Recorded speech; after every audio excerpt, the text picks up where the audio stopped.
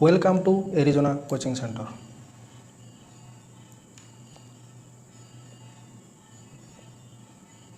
आज आम देखा भारत में स्वाधीनता परवर्ती राज्य पुनर्गठन अर्थ स्वाधीनता 1947 मसीह होता आतापर केमतिका राज्य मानू संविधान रे जोग करा तार विषय आम आज प्रथम पाठ 10वीं श्रेणी में पढ़ा नूतन राज्यगुड़िकर गठन से विषय आम आज पढ़ा। मु संजीव सेनापति आज भिडियो रे आम देखा स्वाधीनता पर संविधान रे केमितिका राज्यगुड़िक और केन्द्रशासित अंचलगुड़िक जोग होइतिला।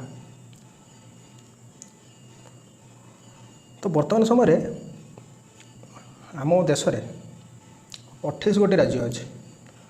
तो से राज्यगुड़िक है आंध्र प्रदेश, आसाम, बिहार, गुजरात, हरियाणा, कर्नाटक, केरल, मध्य प्रदेश, तमिलनाडु, महाराष्ट्र, नागालैंड, ओडिशा, पंजाब, राजस्थान, उत्तर प्रदेश, पश्चिम बंग, तेलंगाना, हिमाचल प्रदेश, मणिपुर, त्रिपुरा, मेघालय, सिक्किम, मिजोराम, अरुणाचल प्रदेश, गोवा, छत्तीसगढ़, उत्तराखंड, झारखंड एगुड़िक हूँ वर्तमान समय आम देश में 28 गोटी राज्य और केतोटी केन्द्रशासित अंचल भी अच्छी। तो सेगुड़िक देखा 9टी केन्द्रशासित अंचल दिल्ली, पौंडीचेरी, अंडमान निकोबर, लाक्षाद्वीप, दादरा नगर हावेली, डामन डीव, चंडीगढ़, जम्मू काश्मीर, लद्दाख इत्यादि। तो ये 9टी केन्द्रशासित अंचल मध्य 2टी केन्द्रशासित अंचल जहाँकि लद्दाख और जम्मू काश्मीर ये 2टी केन्द्रशासित अंचल नूतन भाव 2019 मसीह गठित होती। तो पूर्वर ये जम्मू काश्मीर और लद्दाख मिसी गोटे राज्य परिणत थे जम्मू और काश्मीर। तो सेठारे भारतर संविधान ठार भिन्न एक संविधान भारतर संविधान ठार भिन्न एक संविधान माध्यम सेठार अंचल बा सेठार भिन्न एक देश नाम परिचित थे। किंतु 2019 रे पार्लियामेंटर 370 धारार उच्छेद गृहीत होई राष्ट्रपति को अनुमोदन पर यह बलवत्तर होई जम्मू काश्मीर राज्य रो स्वतंत्र संविधान समाप्ति होइछे एवं एही राज्य दुईटी केन्द्रशासित अंचल परिणत होइछे। गोटे है जम्मू काश्मीर, अन्य गोटे लद्दाख।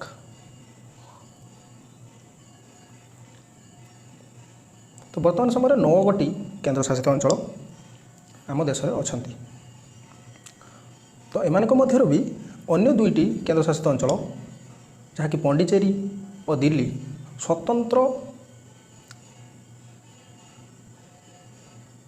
स्वतंत्र व्यवस्था रही देखा।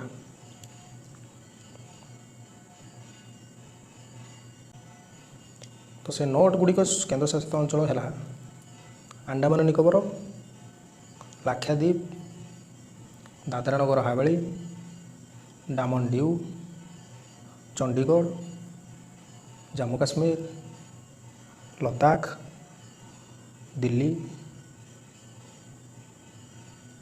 दिल्ली आम देशर राजधानी। देखो मैप रे आम दिल्ली राजधानी को दर्शा जाइए।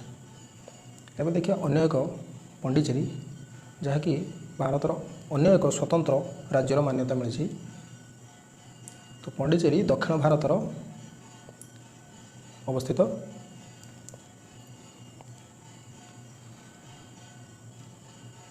तो दिल्ली को 1992 फेब्रुआरी 1 तारिख दिन संविधान धारा 239 को और 239 को आ ख एवं 69तम संविधान संशोधन आईन अनुजाई केन्द्रशासित अंचल दिल्ली को जातीय राजधानी अंचल मान्यता मिली। और 1993 पर ठारू दिल्ली रे मध्य एक विधानसभा और मंत्रिपरिषद व्यवस्था रखा जाइछि। यार शासन मुख्य जड़े राष्ट्रपति द्वारा नियुक्त उपराज्यपाल बा लेफ्टिनेंट गवर्नर होता। यही विधानसभा आईन शांति श्रृंखला रक्षा, पुलिस, जमीजमा ये 3टी विषय को बाद दे अन्य समस्त विषय आईन प्रणयन कर।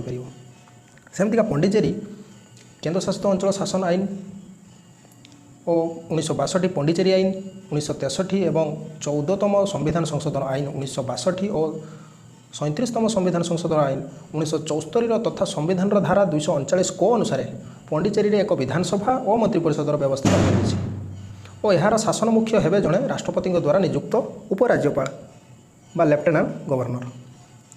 ତ ଏହି ଦ୍ୱୟ କେନ୍ଦ୍ରଶାସିତ ଅଞ୍ଚଳରେ ସ୍ୱତନ୍ତ୍ର ରାଜ୍ୟର ମାନ୍ୟତା ମିଳିଛି, ଯେଉଁଥିରେ କି ଗୋଟିଏ ବିଧାନସଭା ଓ ମନ୍ତ୍ରିପରିଷଦର ବ୍ୟବସ୍ଥା ରହିଛି। ତ ଦେଖିବା ଅନ୍ୟ କିଛି ଅଞ୍ଚଳ ଏହି କେନ୍ଦ୍ରଶାସିତ ଅଞ୍ଚଳରେ ଭାରତରେ ମିଶ୍ରିତ ହୋଇଛି, ଯାହାକି ଅଧିକୃତ ଅଞ୍ଚଳ ଅନୁଯାୟୀ ଥିଲେ 1962 ମସିହା ପୂର୍ବେ। ତ ଏଗୁଡ଼ିକ କ'ଣ ନା ଫରାସୀ ଅଧିକୃତ ପଣ୍ଡିଚେରୀ,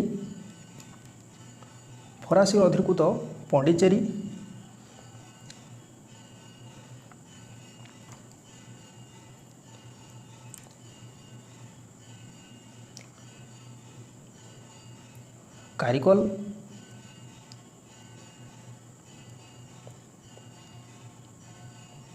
ମାହେ,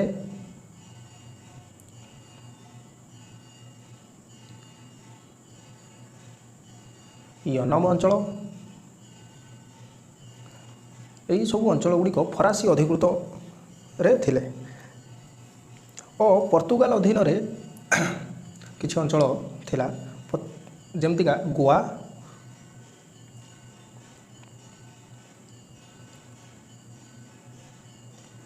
ଡାମନ,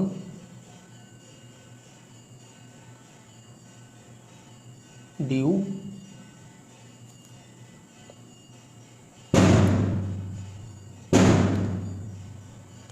ଦାଦ୍ରା ଏବଂ ନଗର ହାବେଳି ଏହିସବୁ ଅଞ୍ଚଳ ପର୍ତ୍ତୁଗାଲ ଅଧୀନରେ ଥିଲେ। କିନ୍ତୁ ଭାରତର ସମ୍ବିଧାନରେ କୌଣସି ଅଧିକୃତ ଅଞ୍ଚଳକୁ ପ୍ରଶାସନ ପାଇଁ ଆମ ସମ୍ବିଧାନରେ କୌଣସି ସ୍ୱତନ୍ତ୍ର ବ୍ୟବସ୍ଥା ନାହିଁ, କିନ୍ତୁ ସେହି ଅଞ୍ଚଳଗୁଡ଼ିକୁ କେନ୍ଦ୍ରଶାସିତ ଅଞ୍ଚଳର ପଦମର୍ଯ୍ୟାଦା ଦିଆଯାଇଛି। ତ 1962 ମସିହାରେ ସେଗୁଡ଼ିକର କେନ୍ଦ୍ରଶାସିତ ଅଞ୍ଚଳର ମାନ୍ୟତା ପାଇଥିଲେ। ଏ ସମ୍ପର୍କରେ ସମ୍ବିଧାନରେ 10ମ, 12ଶ ଆଉ 14ଶ ସଂଶୋଧନ ଆଇନରେ ବିଶେଷ ଭାବରେ ଆଲୋଚିତ ହୋଇଛି।